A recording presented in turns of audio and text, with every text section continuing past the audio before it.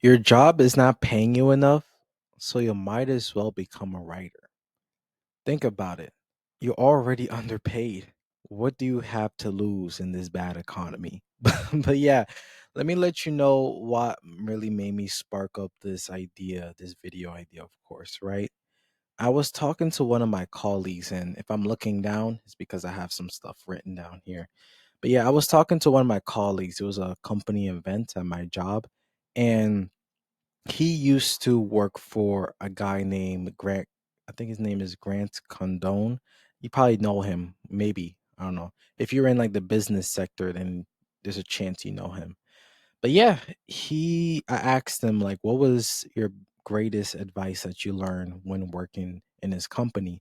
And he told me that the number one advice he got was success is a choice. It's an everyday choice. And that was a mental shift for him that he was working from 7 a.m. to 7 p.m. or some it was either that or 6 a.m. to 6 p.m., something like that, like 6 days a week. And yes, he was working hard, but it wasn't until he decided that day that he's going to succeed is when he really started having success as a sales rep, right? And that really had me thinking, like, for some reason, that was stuck in my head for the rest of the day, honestly. And the first thought that came to mind is being a writer is also an everyday choice. Everything you do in life is an everyday choice. But let's talk about writing because we're writers, right? Being a writer is an everyday choice because that's who we are. Think about it. That's who we are. It might be subconsciously, it doesn't have to be a conscious choice, but because we are writers, we choose to write every day or consistently or as consistent as possible. And after thinking this over, it really made me realize that I tend to let problems consume my life. And when that happens, I'm not choosing to be a writer that day. Because if I'm being transparent, I haven't looked at my story in over a month. And that's really because I'm trying to play catch up in life. I'm trying to get my life together, solve an issue here, solve an issue there. I need to take my car to the mechanic. I'm trying to go on a date with this girl. I'm trying to figure out if she likes me.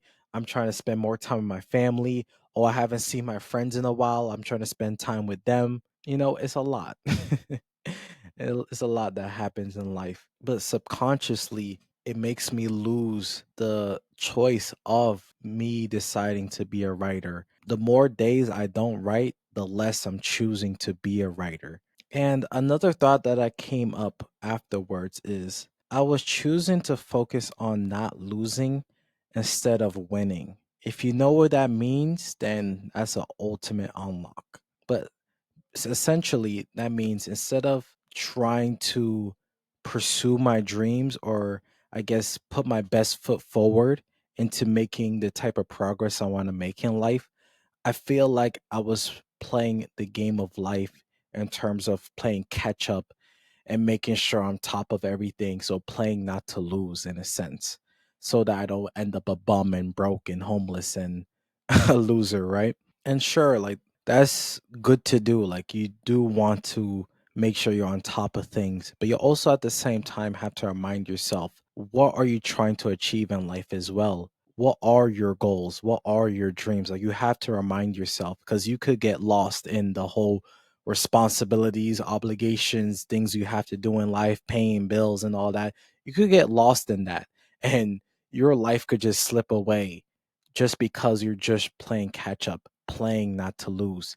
So remember, play to win. Make the conscious decision that you also going to be pursuing your dreams at the same time, or at least have a game plan and finding time to pursue your dreams and make the progress you want to make. Because, like, literally this morning, right, is probably the first time I looked at my story in over a month and just seeing the document, right? Seeing where I left off, seeing where I stuck with and why I was stuck in that part of the story, just seeing that already made me feel like I made some progress. Because these are the moments where I feel like I'm in control of my life, where I feel like, okay, I'm dictating the direction I want to go in life. And I'm not just letting life take me whatever they need me to be at. So, yes, we all have responsibilities and obligations that we are mandated to take care of in life that we can't just drop at any point in time. But we also have to remember that we all have a mind. Like we all have a creative mind. We all could use our brains to figure out a way to improve our situation. We could always make our situation better. What our problems are today doesn't have to be our problems tomorrow. And just because we're delaying our dreams today doesn't mean we have to delay our dreams forever. We could always form a game plan. We could always figure out a way to have more time. But it really is all about that everyday decision to not settle, that you're going to succeed, that you're going to make it, that you're going to achieve your goals. You have to make that decision every single day because that's how belief starts. Oh my goodness, yes. That's how belief and faith starts is by making that choice every single day. Like this is not part of my notes, but I just thought of it now. That's how it all starts. Because, of course, you need to believe in yourself in order to achieve what you want to achieve. But how can you do that if you don't make that choice every single day that you're going to do that? Because once you establish that belief, like I was stating earlier with your how your brain works, is going to form that plan, is going to give you the blueprint of how you could get out your current situation and transition into the situation you want to be in life because it's correlated, right? Like your actions require beliefs and your beliefs require action. They're aligned, they're a unit.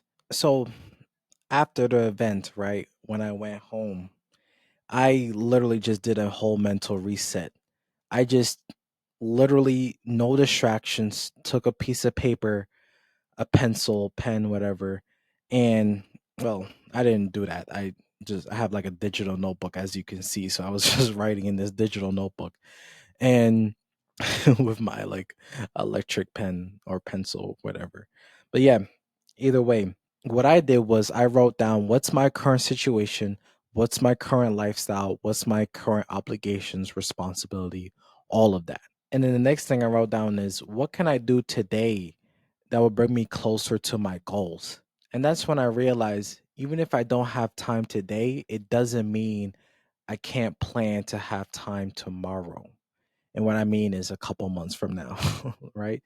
But so essentially, you could always plan a path forward. Sure, I'm going to see what time I have that I could spend on my story, but I'm also going to plan out ways to where I could have less constraints and I have more time to pursue my dreams of being an author, being a writer. And the only way I could do that is by choosing the fact that I am a writer and this is what I'm pursuing to be is by making that choice every single day. And like I said earlier, playing to win and not playing not to lose. Because what is the point of getting your life together and doing all these obligations and responsibilities if it doesn't come with the outcome you want?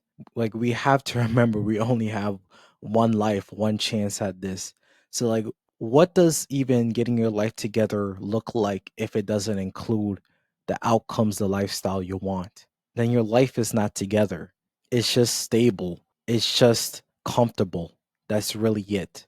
But it's not put together because it's not the life you want. So make that choice today. Choose success. Choose it until it becomes a reality. So, yeah, I hope this video was valuable. I hope you learned a lesson from this. I really was like thinking about this for like the past day. I don't know why it's just stuck in my mind. So I just assumed it's something I would need to share. So hopefully this was valuable and I hope you learned something from this. And I hope I articulate myself well enough for you to understand what I was trying to say. Because yeah, at times it could be easy to misinterpret what I'm trying to say. But but hopefully that's not the case here. But yeah, if you are a writer just like myself and you are stuck in your outlining phase and you just need some feedback to feel more confident to start your first draft, you could click the link down below and you could work with me in a consultation call. I'll be looking over your outline and I'm going to be asking you questions, giving you suggestions, as well as giving you my initial reactions of how I feel about your story. Probably going to be an indicator of how others is going to feel about your ideas and your story as well, and helping you with that. So yeah, you could click the link down below for that. You can also watch a video here or there where it's going to show you a video of how I handle these calls, what's my process of working with you, how I review and read over your outline. Yeah, how my brain works, essentially how the process works. So yeah, you could click the link down below for that. And we could also have like a brainstorming section if you need more ideas in order to feel more comfortable starting your first draft. So yeah, I hope this video, I keep saying I hope this video. I hope you enjoyed. Like and subscribe. Thanks for watching. Have a great day.